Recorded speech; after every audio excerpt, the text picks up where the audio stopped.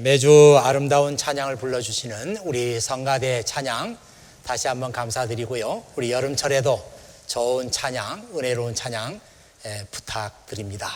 우리 성가대 찬양하고 감사하고 또 감사하는 박수 한번 드리겠습니다.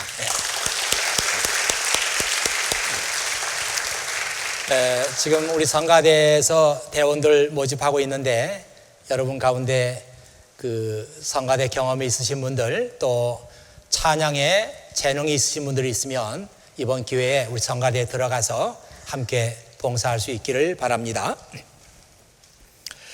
오늘 읽은 마가복음 말씀은 예수님께서 제자들에게 이 바리새파 사람들에 대해서 말씀하시고 그들의 교훈을 조심하라 이런 말씀으로 되어 있습니다.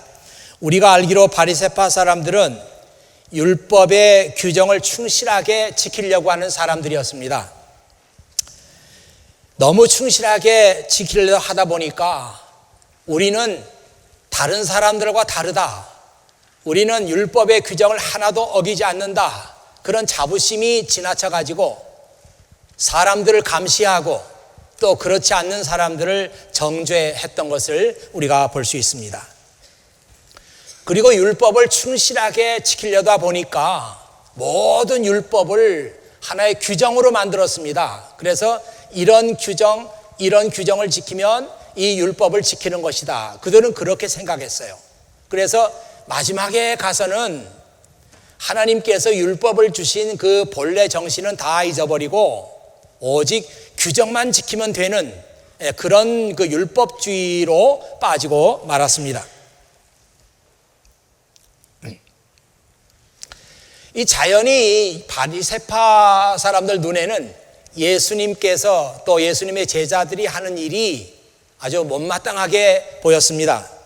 무엇보다도 예수님의 자유로운 정신과 그 행동이 마음에 들지 않았습니다. 자기들은 율법의 규정을 하나라도 어기지 않기 위해서 노심초사하면서 하루하루 사는데 예수님께는 그런 게 보이지 않았습니다.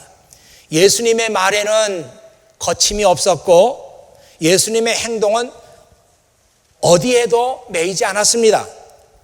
율법으로 규제를 받고 있던 그 당시 사람들은 이런 예수님의 행동과 예수님의 말씀에 열광했습니다.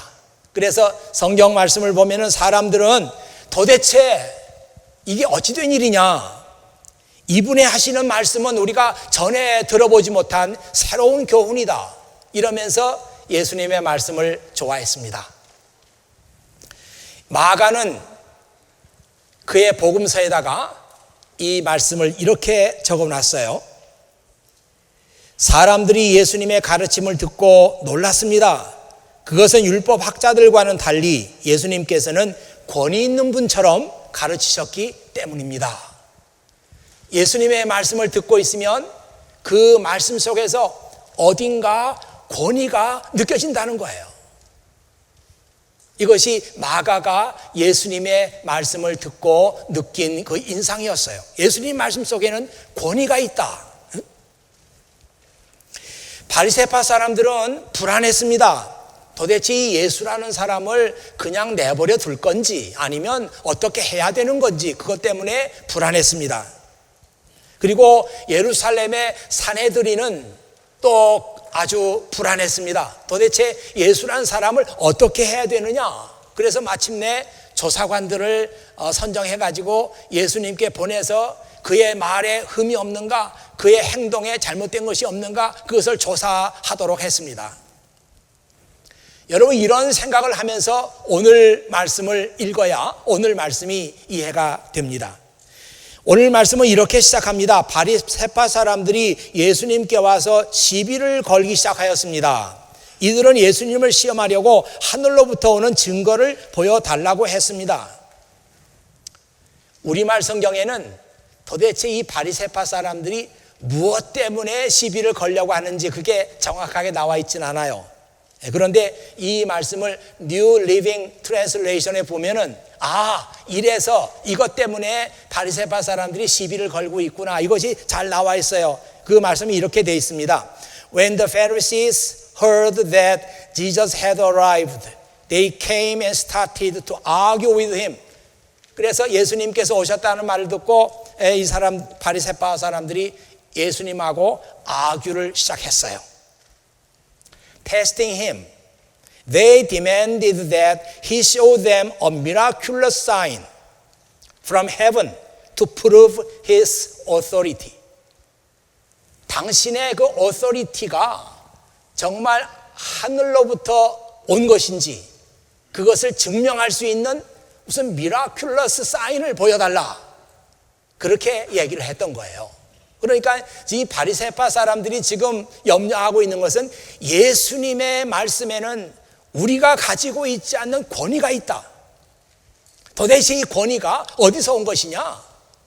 그래서 이 문제를 가지고 예수님께 와서 아규하고 시비를 붙은 겁니다. 당신의 권위가 하늘로부터 온 것이라면 증명해봐라. 뭔가 좀 미라큘러스 사인을 보여서 정말 내가 가지고 있는 힘, 내가 가지고 있는 권위는 하나님께서 준 것입니다. 한번 증명해봐. 이렇게 지금 시비를 걸고 있는 것이죠. 저는 이 말씀 읽으면서 정말 이 시간이 예수님께는 하나의 유혹의 시간도 되고 예수님께는 위기의 시간이었구나, 이런 생각을 했습니다. 우리 인생에도 위기가 찾아와요. 이 위기가 사람들과의 인간관계에서 오는 것도 있고, 또 어떤 것은 재정적인 문제 때문에 위기가 찾아오기도 하고, 또 어떤 것은 이 중대한 결정을 내려야 되는데 어떻게 해야 되느냐, 그런 데서 오는 위기도 있습니다. 이 위기를 우리가 어떻게 이겨나가고 이 위기를 우리가 어떻게 직면하느냐에 따라서 우리의 장래가 달라지는 겁니다. 이 결혼만 해도 그렇잖아요. 결혼도 어떻게 보면 하나의 위기예요. 내가 정말 이 사람하고 결혼할 것인가 안 할 것인가. 잘못 판단해서 잘못 결혼하면은 이 사람이 불행해지고, 좋은 사람을 만나서 좋은 가정을 이루게 되면 행복해지고 자기 인생이 완전히 달라지는 거예요. 여러분은 이런 인생의 위기를 맞이할 준비가 돼 있습니까?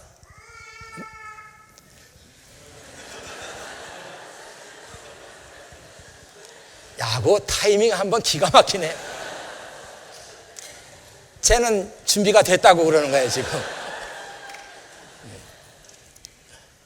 지금 한국에는 뭐 다 알지만은 메르스라고 하는 그 질병이 나타나가지고 온 나라가 지금 위기에 빠졌습니다. 뭐 사람들이 밖을 나가지 못하니까 장사도 안 되고 경제도 침체되고 외부에서 사람들도 들어오지 않고 뭐 하여튼 이 문제 때문에 그 나라가 가지고 있는 문제가 지금 한두 가지가 아니에요. 바로 1년 전에는 세월호 사건이 일어나 가지고 온 나라가 또 1년 동안 어지러웠어요. 이것도 아직 해결이 다 되지 않았는데 이 메르스라고 하는 생각지도 못했던 이 질병이 나타나서 온 나라를 지금 강타하고 있습니다. 엊그저께 그 뉴스를 봤더니 그 대통령이 나와가지고 이제는 이 국가의 위기를 어떻게 넘겨야 되는지 그런 위기 관리 시스템을 만들겠다, 그런 그 얘기를 하는 것을 봤어요. 이 세월호 사건이 일어났을 때도 국가 위기 관리 시스템을 만들어야 되겠다 이렇게 얘기했는데 아마 아직도 잘 만들어지지가 않았던 모양입니다. 그래서 이 질병이 갑자기 나타났는데 이걸 어떻게 해야 되는지 우왕좌왕하면서 나라가 이렇게 힘들게 됐습니다. 우리도 인생의 위기를 맞이해서 그 위기를 어떻게 헤쳐나갈 것인지 우리 나름대로 방법이 있어야 된단 말이죠. 저는 바리새파 사람들이 예수님을 찾아와 가지고 지금 증거를 대라고 그렇게 요구하는 이 시간이 예수님께 위기의 순간이구나. 그러면 예수님께서는 이 위기를 어떻게 다루어 나갈 예수님의 나름대로의 시스템이 있는가? 그런 생각을 하면서 이 말씀을 봤습니다. 그리고 하나님께서 엉뚱하게도 예수님께서 광야에서 3가지 시험을 받았던 그 말씀을 다시 보게 하셨어요. 사탄이 와서 예수님을 시험합니다. 너 여기 있는 이 돌들을 가지고 떡을 만들어 봐. 또 다른 유혹은 성전 꼭대기로 예수님을 데리고 올라가서 여기서 뛰어내려라. 그러면 천사가 너를 받쳐줄 것이다. 또 3번째 유혹입니다. 사탄이 천하 만국을 다 보여주면서 나에게 절을 하면은 이 천하 만국을 다 너에게 주겠다. 이 3가지 유혹이 예수님을 찾아왔어요.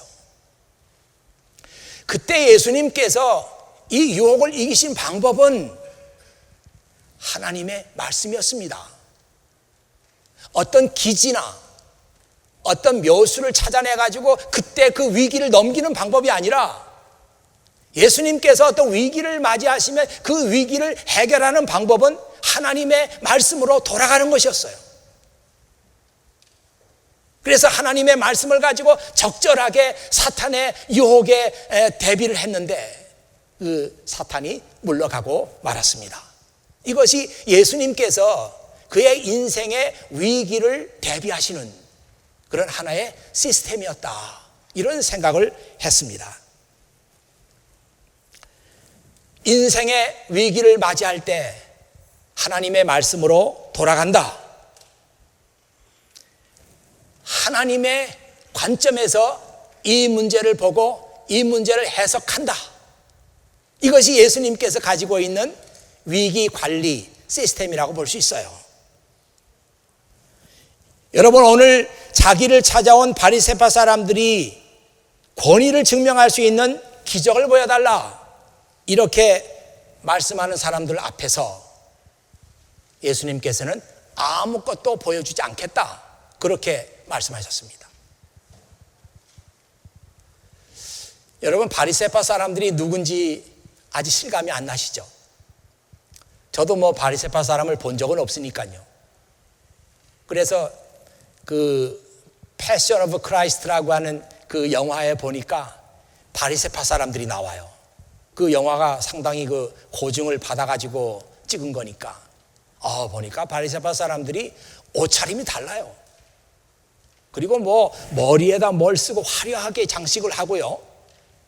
아주 그냥 그 외모를 봐더라도 야, 이분들은 진짜 굉장한 사람이구나 이게 확 느껴져요.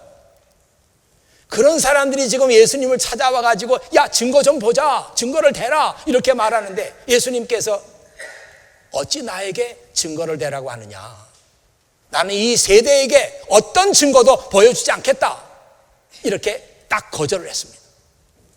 참 어떻게 보면 좀 무례하다 그렇게도 볼 수 있는데, 참 신기한 것은 이 바리새파 사람들이 예수님의 그런 말씀을 듣고도 아무 얘기를 하지 않아요. 아니 무슨 화를 냈다든지 그런 말씀도 없고 그냥 예수님의 말씀으로 성경이 끝이 나는 거예요.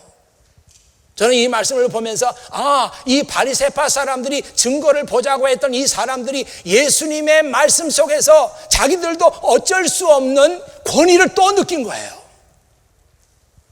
권위를 느끼면서 그들은 입을 다물게 됐습니다.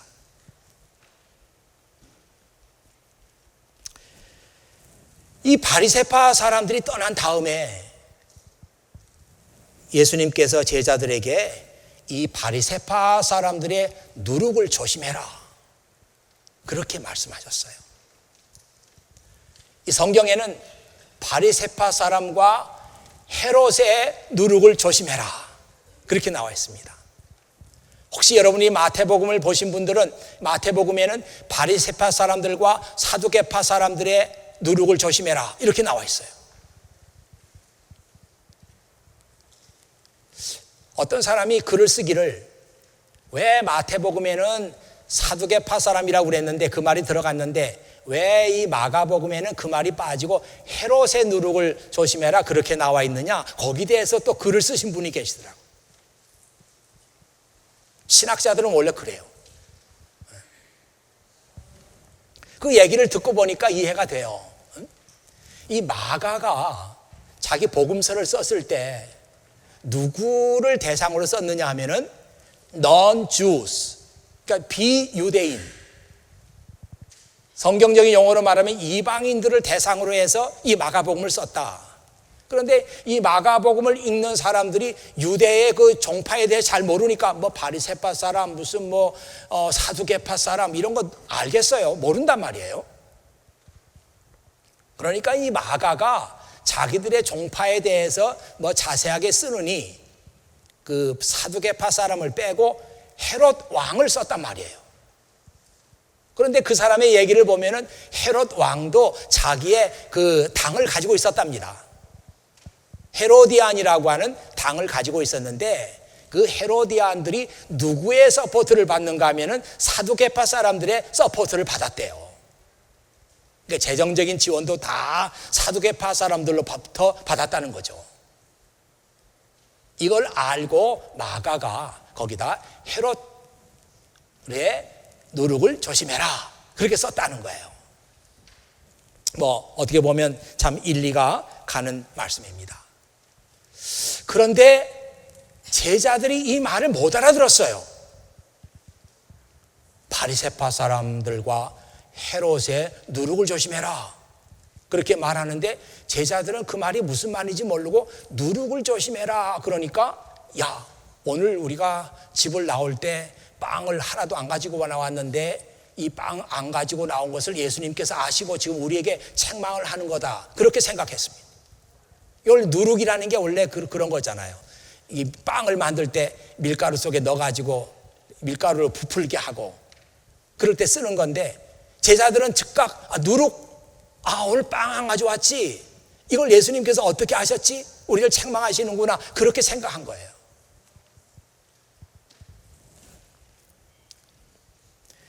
이 말씀을 읽으면서 저는 그런 생각했어요.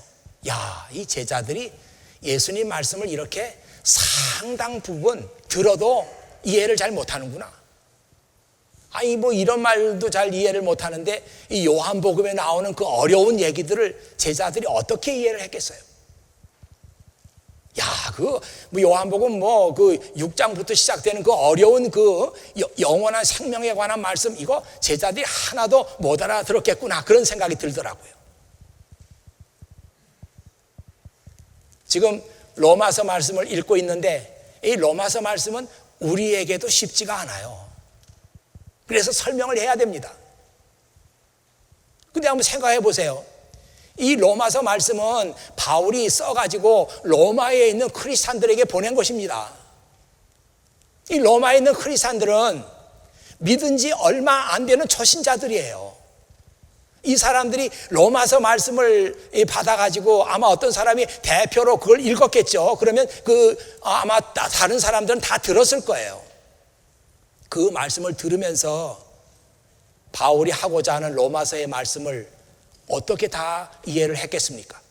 오늘 우리도 이게 도대체 무슨 말인지 몰라가지고 쩔쩔매는데 그 사람들이 어떻게 그걸 알아듣겠어요?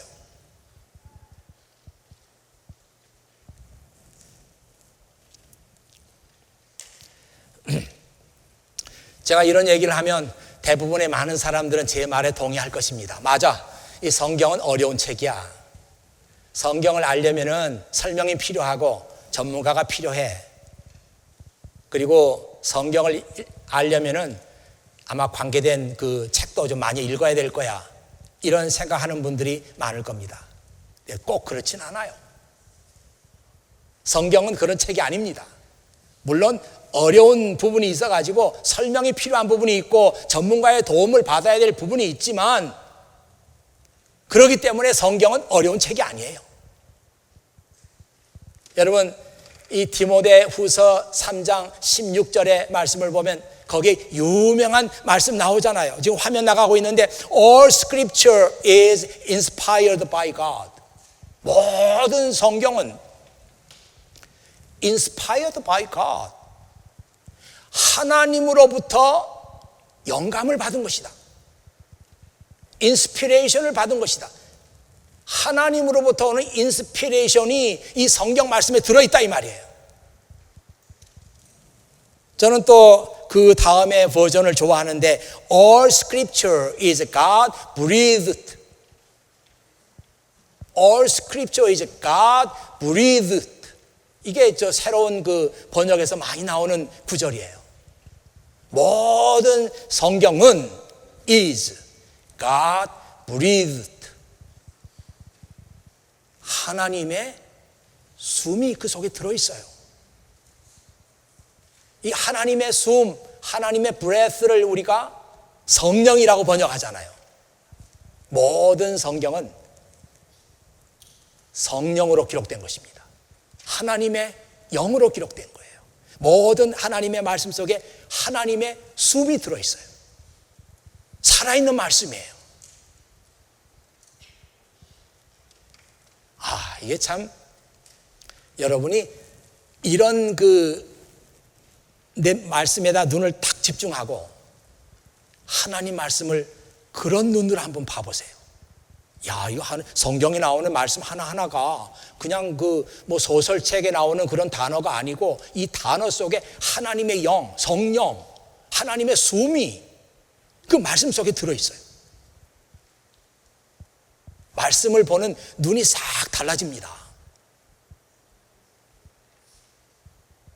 제가 언젠가도 한번 얘기를 드린 것 같은데요. 제가 한 10년 전에 중국에 가서 그 중국에 있는 그 지하교회 분들 한 50명 정도 모아놓고 성경 강해를 했어요.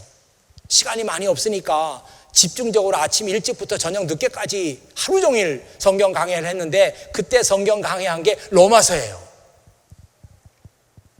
지금 생각하면은 끔찍하지. 그 로마서를 거기 가서 그 더위에 에어컨도 없어요.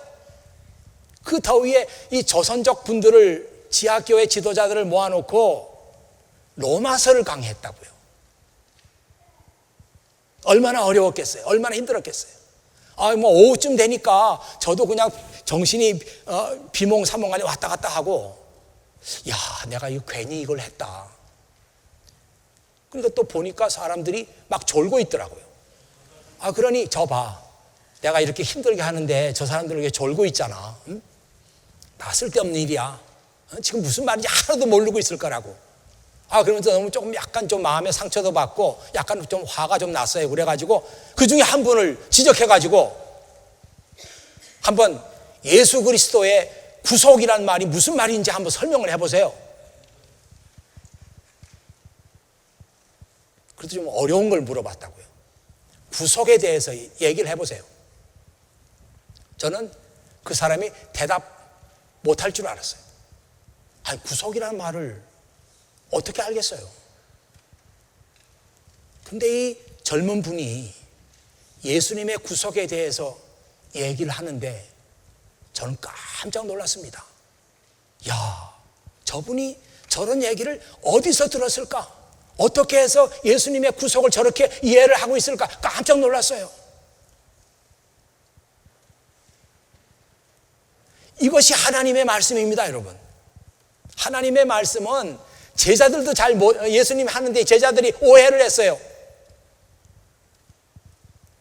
어려운 말씀 알아들을 수 없어요.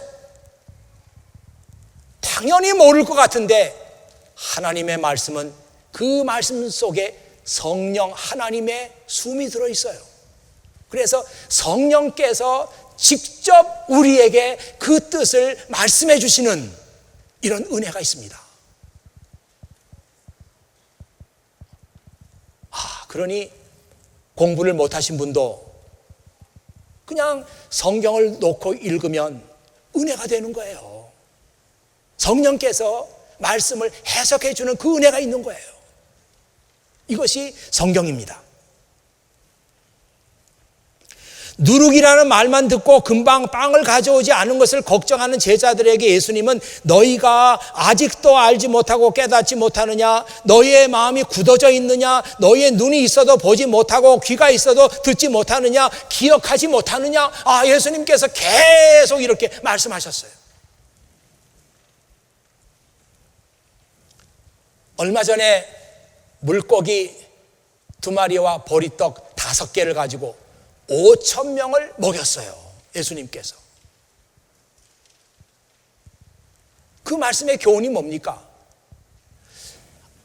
아무것도 없고 모자라고 그런 상황 속에서도 주님이 우리의 필요한 것들을 다 공급하신다, 이 메시지 아니에요? 여러분은 오병이어의 그 기적을 읽으면서 그렇게 보지 않습니까? 야, 그 보잘것없고 한 사람이 먹어도 모자랄 만한 그것 가지고 5,000명이 먹었다. 예수님께서는 이 5,000명을 먹이고 나서 남은 것 하나도 버리지 말고 다 거둬들여라 그랬어요. 그러니까 제자들이 가서 거둬들였는데 예수님의 제자가 딱 12명이잖아요. 12명인데 각각 한 바구니씩 다 거둬들였어요. 그래서 제자들이 거둬들이면서도 야, 진짜 놀랍다. 작은 것 가지고도 이렇게 많은 사람이 먹고 이렇게 많이 남는구나. 거둬들이면서 제자들은 체험을 했어요. 그리고 나서 조금 더 나서 예수님께서 이번에는 떡 7개를 가지고 4,000명을 먹였어요. 그리고 그때는 7광주리가 남았어요. 이런 생생한 예수님께서 하시는 일들을 다 경험하고 목격하고 있음에도 불구하고 큰일 났다. 오늘 떡을 가지고 오지 않았다. 이 점심에는 뭘 먹나? 먹는 것 가지고 걱정하는 제자들을 보면서 아직도 너희가 깨닫지 못하느냐. 이 질문을 여러분 한번 예수님께서 나에게 하시는 질문으로 한번 받아들이십시오. 아직도 깨닫지 못하느냐.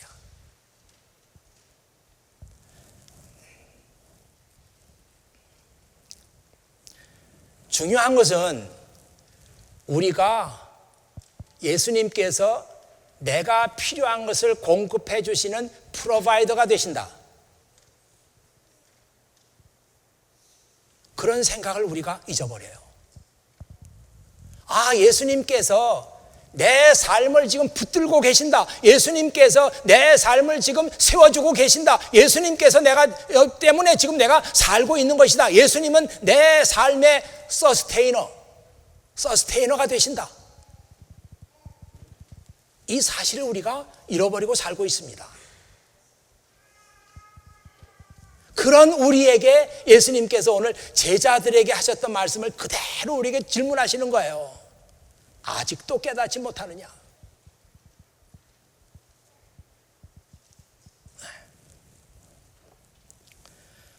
시편 121편 말씀이 생각이 나요. 내가 산을 향하여 눈을 들리라. 나의 도움이 어디서 올까? 나의 도움이 천지를 지으신 여호와에게서로다. 여러분, 이 말씀의 가치를 알고 계십니까? 아마 많은 분들이 이 시편 121편 1절 2절 이 말씀 굉장히 아름답고 좋은 말씀으로 알고 있을 거예요. 그러나 이 말씀이 우리 믿음 생활에 얼마나 중요한 말씀인가 하는 것을 알고 계십니까? 내가 산을 향하여 눈을 들리라. 나의 도움이 어디서 올까? 나의 도움이 천지를 지으신 여호와에게서로다. 참 아름다운 말씀이야.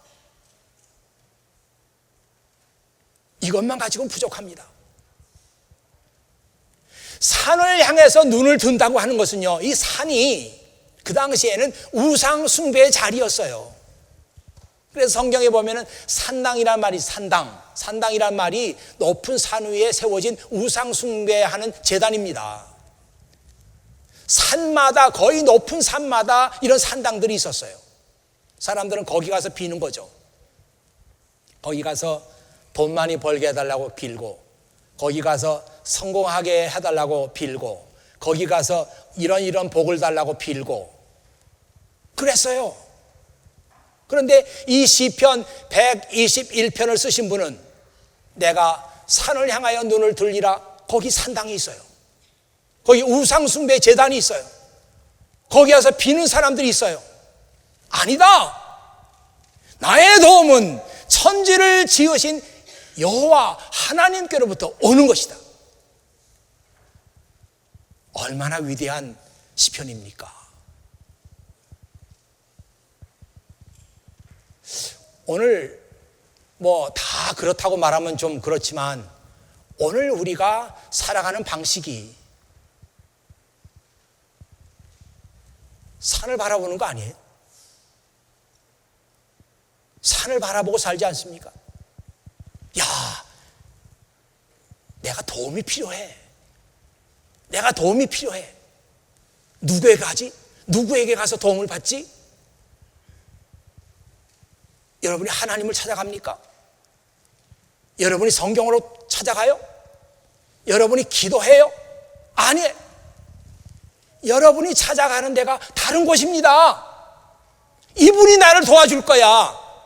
아, 이분이라면 내 문제를 해결해 주지 않을까? 이것이 오늘날 우리의 삶이에요. 이걸 성경은 산을 향하여 눈을 드는 것이에요. 그런 것으로 표현했습니다. 아직도 깨닫지 못하느냐? 아직도 깨닫지 못하고 먹을 것이 없다고, 이거 빵 안 가져왔네, 큰일 났네, 점심은 이제 굶는구나. 자기 앞에 지금 자기들의 삶의 프로바이더이신 주님께서 계시고, 자기 앞에 지금 자기들의 삶을 붙들고 유지해 주시는 서스테이너이신 주님께서 계시는데 그 예수님을 생각지 않고 빵 큰일 났다, 점심 굶는다. 이제 그 제자들의 모습이 오늘 여러분의 모습 속에서 보이지 않습니까?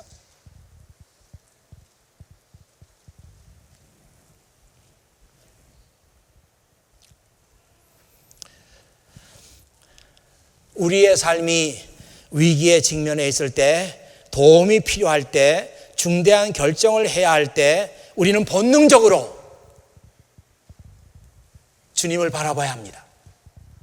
주님께 우리의 소망을 둬야 합니다. 내가 필요한 것 있다. 그분이 내 삶에 필요한 것은 다 공급하신다. 내가 약하고, 내가 힘이 들고, 내가 용기가 없고, 내가 의기소침하고, 큰일 났다. 주님이 내 삶을 붙들어 주신다. 나는 그분에게 가야 된다. 나는 그분을 봐야 된다. 그분에게 내가 소망을 둬야 한다. 이게 주님께서 오늘 이 마가복음 8장 말씀을 통해서 우리에게 물으시는 거예요. 내가 그렇게 하고 있느냐?